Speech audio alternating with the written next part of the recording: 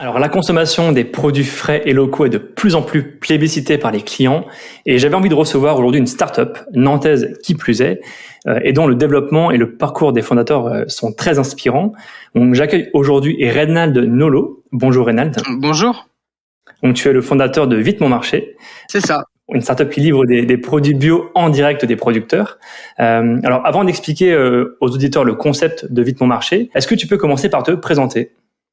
Reynald Nolot, j'ai 41 ans, je suis fils d'agriculteur, j'ai grandi à Saint-Jean-de-Mont en Vendée, c'est sur la côte à 45 minutes d'ici de Nantes. Et j'ai toujours voulu faire quelque chose, pour le monde rural en ayant grandi dans une ferme depuis le plus jeune âge. Avant de créer Vite Mon Marché, tu es passé par quel parcours professionnel ?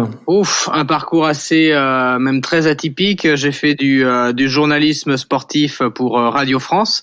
Je commentais des matchs de football de Nantes, du Stade Rennais. Après, j'ai fait un petit peu de kinésithérapie, surtout de l'hôtellerie pendant presque 11 ans.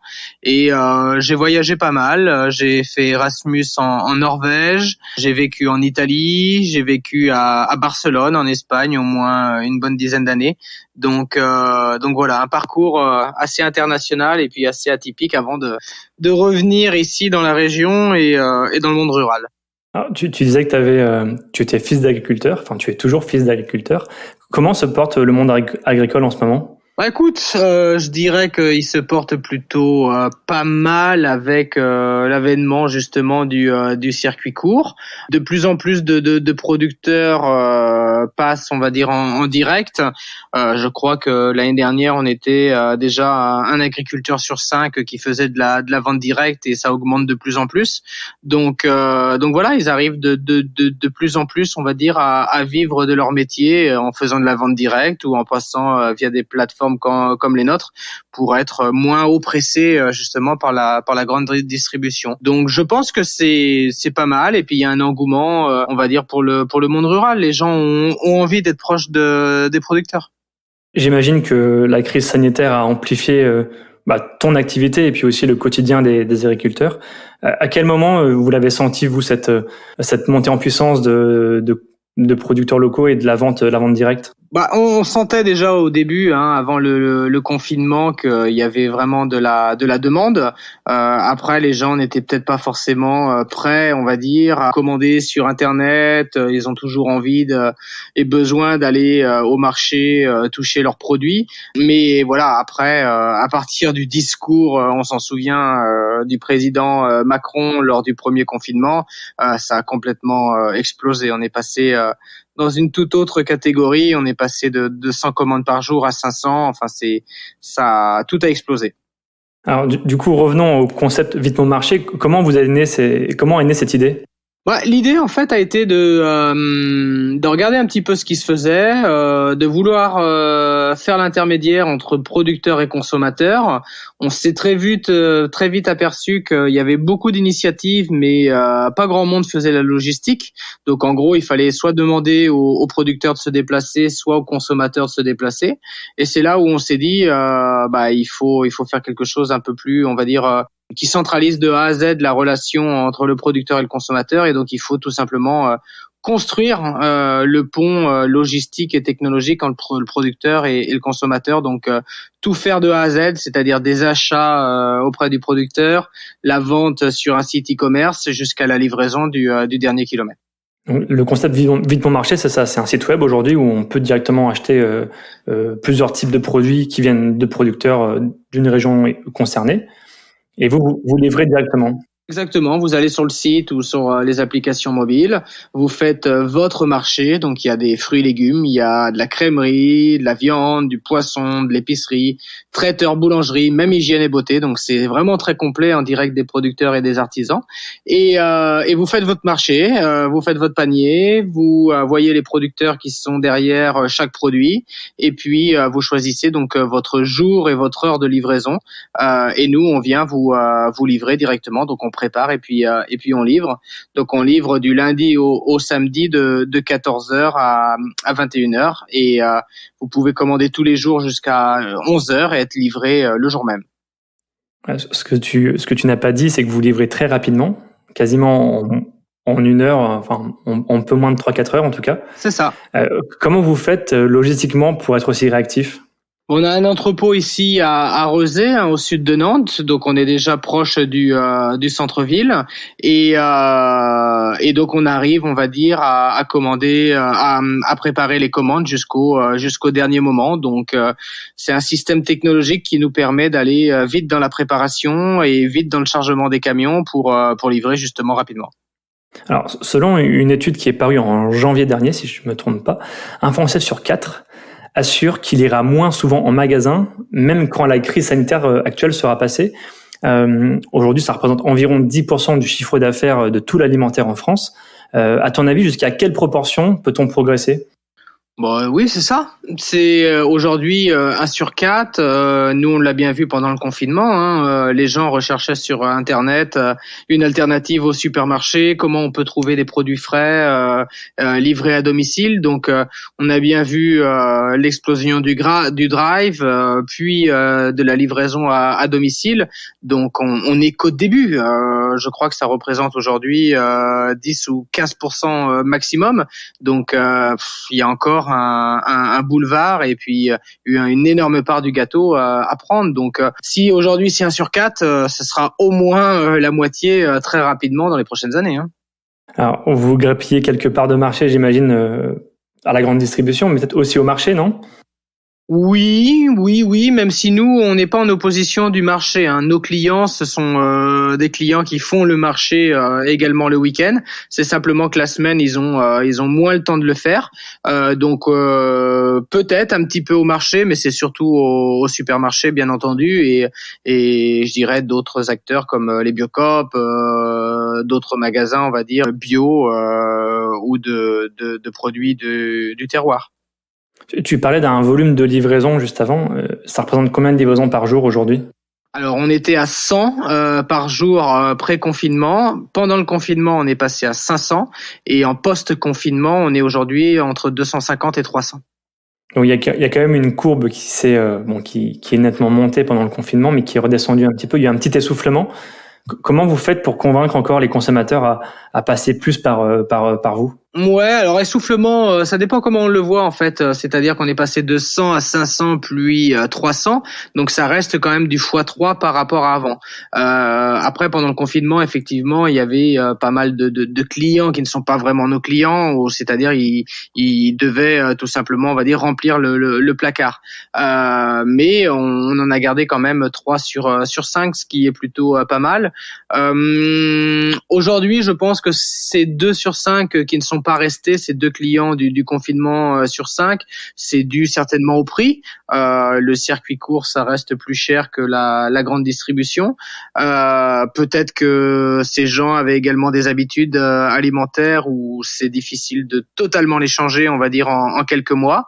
Donc voilà. Donc pour les convaincre, il faudrait que le circuit court se démocratise. Donc ça veut dire, nous, on doit faire beaucoup plus de volume pour être capable justement d'avoir des prix, on va dire, plus intéressants et sortir, on va dire, un peu de la niche, comme on dit. Ouais, mais justement, sur cette question du prix, parce que effectivement, concilier local et pouvoir d'achat, c'est pas toujours simple. Le fait de supprimer des intermédiaires, ça devrait pas suffire justement à faire baisser le prix des produits? C'est la grande question. Effectivement, c'est une question que je me pose aussi tous les jours. Je commence à avoir la réponse et c'est se dire pourquoi le circuit court coûte plus cher, on va dire, que la grande distribution, alors que la grande distribution a plein d'intermédiaires. Bah, la réponse, en parlant souvent avec les producteurs, c'est que c'est le vrai prix. C'est le vrai prix, c'est le vrai prix pour pouvoir justement manger qualitativement et bien faire vivre dignement, on va dire, les producteurs. C'est malheureusement c'est le prix. Pour avoir une alimentation qualitative, il faut effectivement c'est un prix, on va dire, qui est plus cher que la grande distribution, où là c'est plus c'est du volume et ce sont des produits forcément moins qualitatifs, comme on le sait. Ça s'explique aussi parce que c'est des produits qui sont généralement bio. Oui, après le bio c'est la même chose, hein. Dans l'économie, hein, c'est simple, tout ce qui est rare est cher. Donc le bio c'est encore faible en termes de production, donc forcément les prix sont plus élevés. Mais que ce soit le bio, que ce soit le circuit court, justement par leur progression et leur évolution, ça va faire des autres volumes qui vont venir faire baisser le prix plus en avant. Mais pour l'instant, c'est voilà, tout ce qui est rare entre guillemets est cher. D'un point de vue marketing, on se pose souvent la question que les consommateurs aiment aller aussi en magasin ou sur le marché pour voir les produits ou pour toucher, pour sentir. Comment on fait avec le numérique pour donner envie aux clients d'acheter des produits frais? Ouais, c'est ça. Tout est dans la confiance et dans les 3 premières commandes. Il est indispensable de réussir les 3 premières commandes pour qu'elles soient parfaites et que le client par la suite peut acheter, on va dire, les yeux fermés en disant OK, j'aime bien regarder le produit, j'aime bien choisir, mais bon, eux ils sont bons aussi en qualité et je peux leur faire confiance pour choisir pour moi. Donc pour vous, l'indicateur, c'est les 3 premières commandes. Et comment on fait pour aller chercher la première commande? La première commande, on va la chercher avec de l'acquisition, ce qu'on appelle digital, hein, du Facebook, de l'Instagram, voire LinkedIn, Google AdWords également. Et puis après, c'est pas mal de bouche à oreille et du parrainage d'un client à un autre. C'est ce qui fonctionne, on va dire, le mieux aujourd'hui. Ouais. Il y a quelque chose d'assez génial que vous faites sur vos produits, que j'ai parcouru sur votre site, c'est que derrière chaque produit, vous racontez aussi l'histoire du producteur. C'est ça. Pour ça, c'est primordial. C'est très très important justement de montrer, on va dire, qui est derrière chaque produit. Donc, on va voir nos producteurs, on fait des photos, on fait des vidéos avec eux pour qu'il y ait une totale transparence justement avec le produit. Et ça, c'est super important. Origine France, ça veut rien dire pour moi. Donc, c'est important justement de dire, c'est pas Origine France, c'est Geoffroy de Montbert qui fait ses pommes bio. Parallèlement, le gouvernement il a lancé une plateforme Frais et Local qui permet aux consommateurs français de trouver facilement des produits locaux en vente directe. Comment vous accueillez cette démarche? Est-ce qu'elle est complémentaire ou est-ce que c'est une concurrence? Pour nous, elle est complémentaire et c'est une bonne source, on va dire, pour aller chercher des producteurs. Donc, il y a pas mal des initiatives dans ce sens qui référencent, on va dire, les producteurs. Mais c'est ce que je disais tout à l'heure. Seulement référencer les producteurs et le fait de se déplacer, c'est quand même un frein à l'achat. Donc, c'est vraiment important si on veut vraiment faire le lien entre le producteur et le consommateur, il y a pas 36 chemins, il faut faire de la logistique et on est obligé d'acheter, de préparer et de livrer pour vraiment créer ce lien. C'est bien, on va dire, ça nous permet de voir quels sont les producteurs autour de chez nous, ça permet, on va dire, de comprendre un petit peu quel est le bassin agricole autour, mais combien de ces personnes, on va dire, vont ensuite prendre leur voiture et se déplacer, aller dans ces fermes, c'est plus compliqué. Aujourd'hui, vous êtes implanté sur Nantes, sur Rennes, si je me trompe pas. L'ambition, c'est d'avoir tout le territoire français? Exactement. Aujourd'hui, on livre Nantes, Rennes, La Roche-sur-Yon, Cholet et toute la côte de Saint-Nazaire, de Pornic à Pornichet. Et effectivement, l'objectif, c'est de couvrir le territoire français, donc avec notamment Bordeaux, Toulouse, Lyon, Lille, qui sont des villes locavores. Donc ça, c'est en cours? Ça, c'est en cours et c'est prévu là sur Q2 2021, donc avant l'été, d'ouvrir la deuxième plateforme logistique dans le Sud-Ouest. Ouais. Alors, vous portez une grosse ambition, et je fais référence notamment à Good Eggs aux États-Unis qui vient de lever 100 millions de dollars, pardon. C'est ça. Good Eggs, c'est un peu votre équivalent, si je me trompe pas. Ouais, enfin c'est assez fort parce que Good Eggs, ça a été créé par Rob Spiro, un Américain qui habite aujourd'hui ici à Nantes.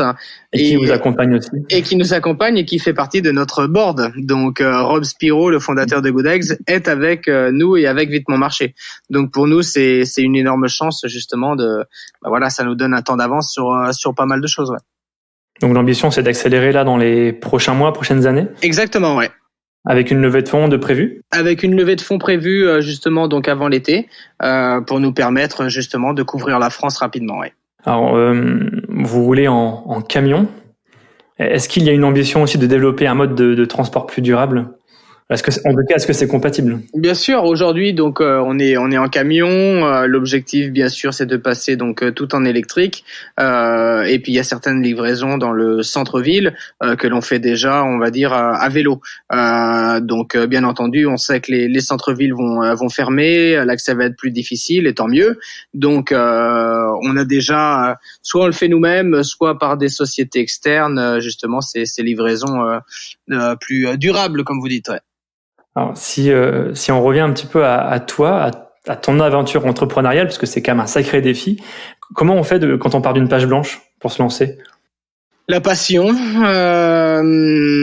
je le dis souvent, j'ai jamais voulu être entrepreneur. La seule chose, c'est que j'ai grandi dans cette ferme à Saint-Jean-de-Mont en Vendée.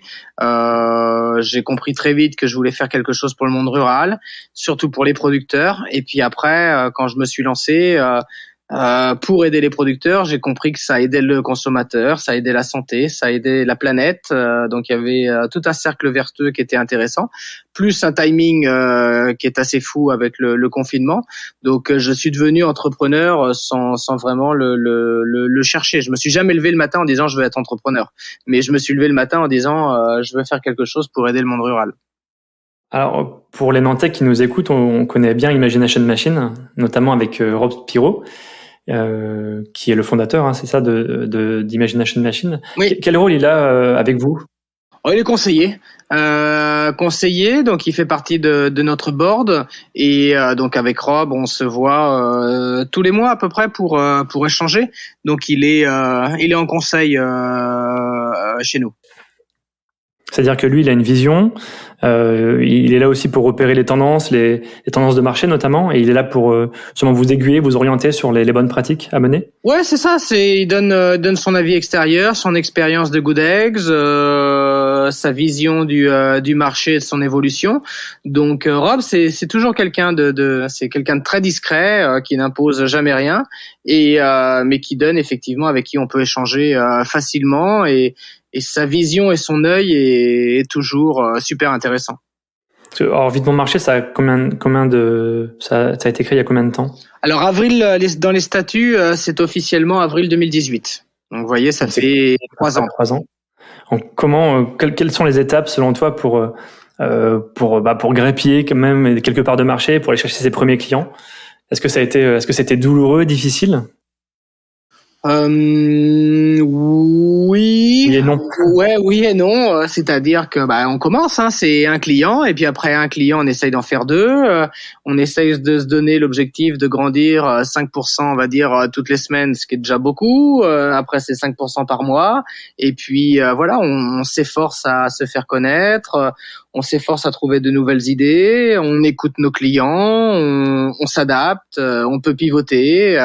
Voilà, c'est un travail, on va dire, continu pour toujours essayer de grandir et toujours grandir un peu plus, quoi. Et ça veut dire qu'il a fallu convaincre aussi des producteurs à vous suivre? Or ça a été facile. C'était simple ou ils étaient déjà à l'écoute?